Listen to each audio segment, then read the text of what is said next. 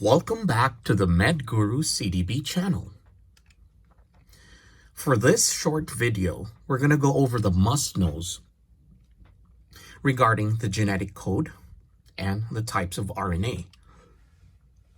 Now let's go over this must-know concept, which we call the central dogma in genetics. Now the central dogma consists of three major processes. This is replication, transcription, and lastly, translation. Replication, transcription, and translation. Now, DNA undergoes replication. DNA will then be transcribed to RNA. RNA will be translated to protein. Now, if RNA is transcribed the opposite direction to become DNA, then this is what we call reverse transcription. This is where your HIV comes in, your reverse transcriptase enzyme. So again, under informational metabolism, the major processes in the central dogma are replication, transcription, and translation. Now, under replication, there are several sub-processes or steps, and these are pre-priming, chain initiation, chain elongation, polymerization, removal of the primer, and sealing of the nicks. As you can see here, this is the original DNA strand, and when DNA undergoes replication, it's going to have two daughter strands. Now, this is the famous replication fork.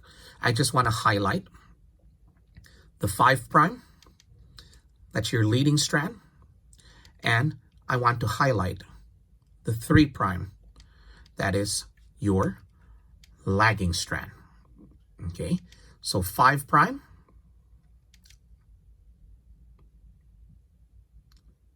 that is the leading strand. Then the 3', that is the lagging strand. Both of them would comprise your Okazaki fragments. Now, some enzymes we have to bring with us to the examination regarding replication. So number one is helicase. This is the enzyme responsible for the unwinding of DNA. DNA topoisomerase is responsible for the formation of swivels. So helicase and DNA topoisomerase. Now, what is your clinical pearl? The enzyme topoisomerase or DNA gyrase. This is inhibited by your antibiotics, your quinolones. So for example, ciprofloxacin, ofloxacin, levofloxacin, or your old school parent compound for your quinolones, which is your nalidixic acid. So again, you're heading to the exams. What enzyme is inhibited by quinolones? It's topoisomerase or your DNA gyrase. Now, going back to that 5' leading strand and your 3' lagging strand. These are your Okazaki fragments. So don't forget, number 5 is leading, 3' is lagging. So if this was a game and you're asking the score in a game, who's leading? It's the number 5. Who's lagging behind? It's the number 3. Now here is a copy of your replication fork. So this is your parent DNA. It undergoes replication to form two daughter strands. So 5', there, that's the leading strand. 3', that's the lagging strand. And these are your Okazaki fragments. Now, what about the types of RNA? We have three types: mRNA, tRNA, and rRNA. M is the messenger RNA, tRNA is the transfer RNA, rRNA is the ribosomal RNA. Now, it is the messenger RNA which serves as a template. It has the 5' cap and the 3' tail. This is my mnemonics to myself, the messenger, just like a mailman. Look at that. He has a cap. So that's the 5' cap and the 3' tail, the mailman. Now let's go over this recall. What serves as the carrier of genetic information to the site of protein synthesis? What serves as the carrier of genetic information to the site of protein synthesis? This is your mRNA. Now this next type of RNA is the transfer RNA. This is the smallest RNA. If you look at this illustration at the side, this is the famous clover leaf form of the transfer RNA. So don't forget, the messenger RNA is the biggest, it's massive. The transfer RNA is the smallest, it's letter T, it's tiny. So here is how the clover leaf appearance of your tRNA looks like. Then we have the ribosomal RNA. So this has the 70S subunit, 50S, and 30S. So this ribosomal RNA serves as a molecular scaffold. About 35% of your ribosomal RNA is comprised of ribosomes. Don't forget the 50S and the 30S subunit. Specific antibiotics would inhibit specifically either the 50S or 30S. I strongly suggest you go over that and just tune in for our pharmacology coachings videos, which will be uploaded. That will be discussed there. Now, what about RNA transcription? Always remember that RNA transcription proceeds in a 5' to 3' direction, and only one DNA strand is transcribed. There are sub-steps of RNA transcription. These are initiation, elongation, and termination. Now, there's a region which is identified as the start of transcription, and this is what we call the promoter region. Now, in RNA transcription, there are some processes that happens post-transcriptionally. These are capping, that would be the first, tailing, and splicing of the mRNA.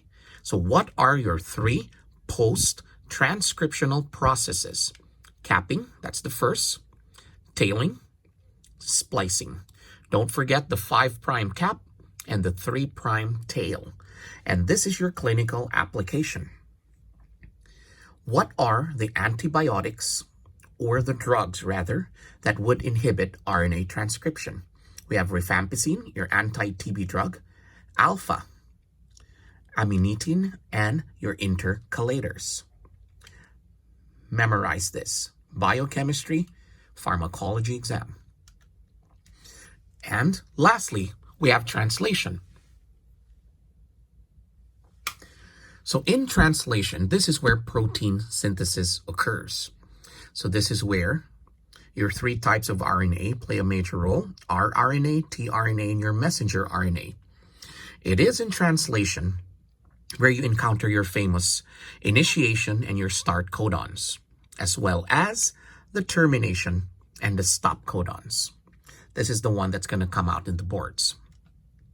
Now, clinical pearl, translation is inhibited by the following antibiotics: streptomycin, which is an aminoglycoside, tetracycline, erythromycin, which is a macrolide, puromycin, and we have chloramphenicol.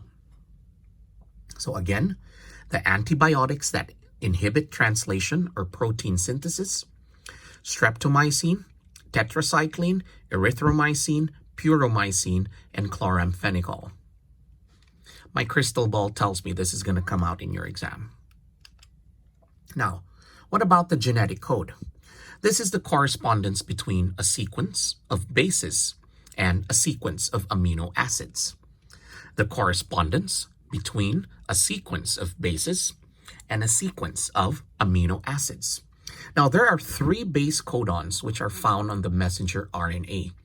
These 3 base codons are actually 3 letters, which I'll show you next. And we mentioned the initiation codon earlier. We also have the termination codons. I can smell this in your exam. My crystal ball is clear. Please memorize this. We have UAG, UGA, and UAA. What are your three termination or stop codons?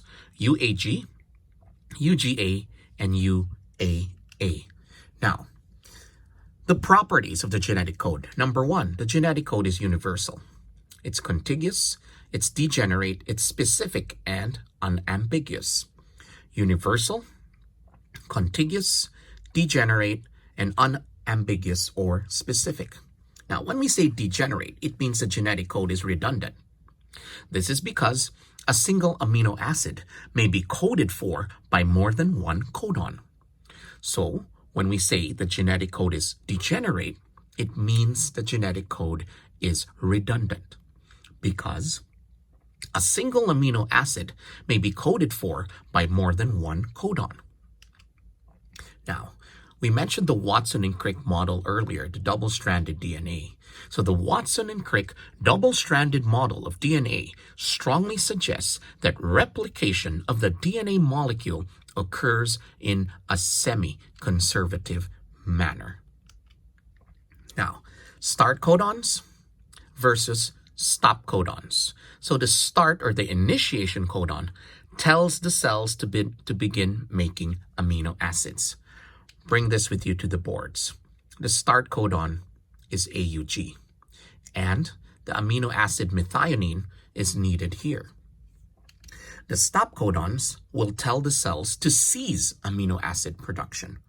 These are your stop codons or termination codons, UAG, UGA, and UAA. Memorize this for your exam. So your mnemonics for stop codons: you are annoying, you go away, you are gone. You are annoying, you go away, and you are gone.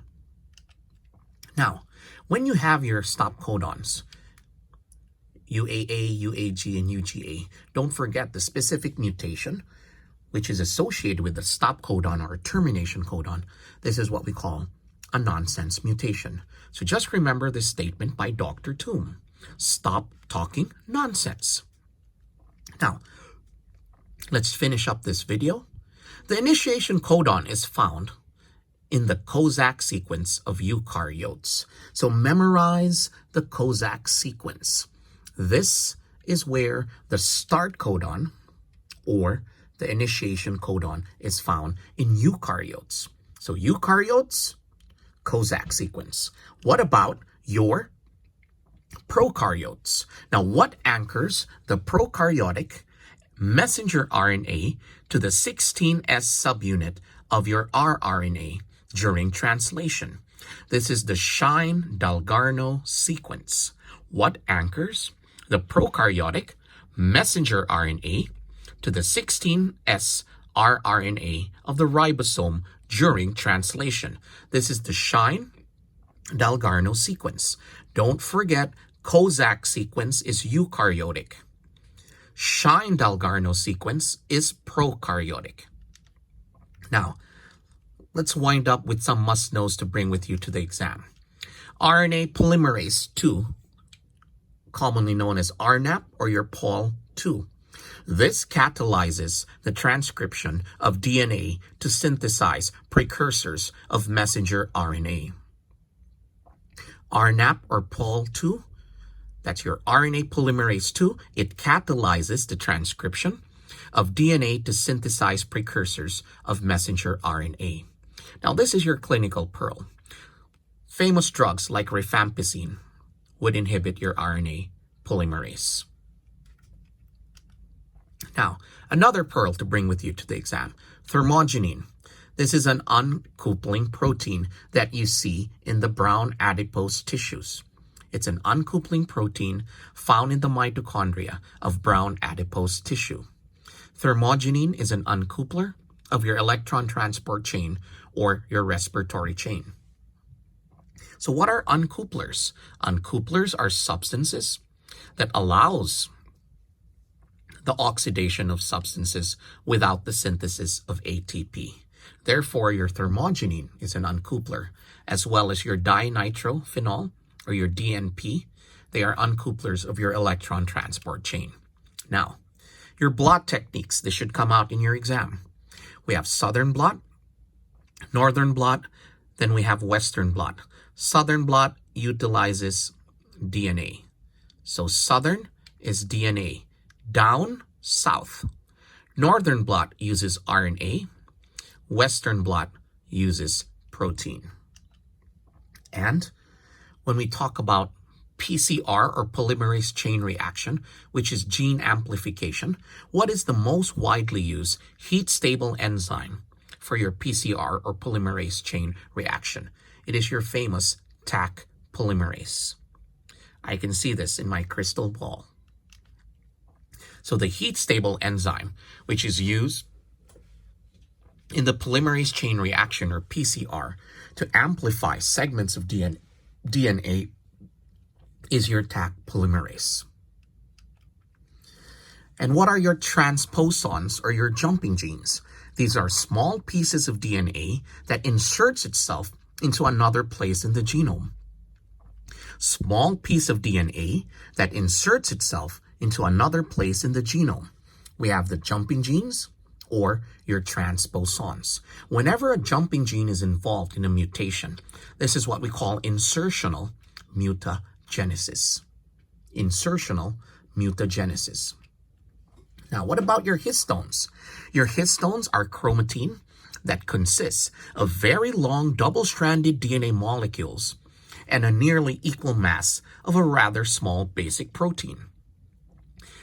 Chromatin consisting of very long double-stranded DNA molecules and a nearly equal mass of rather small basic proteins. These are your histones.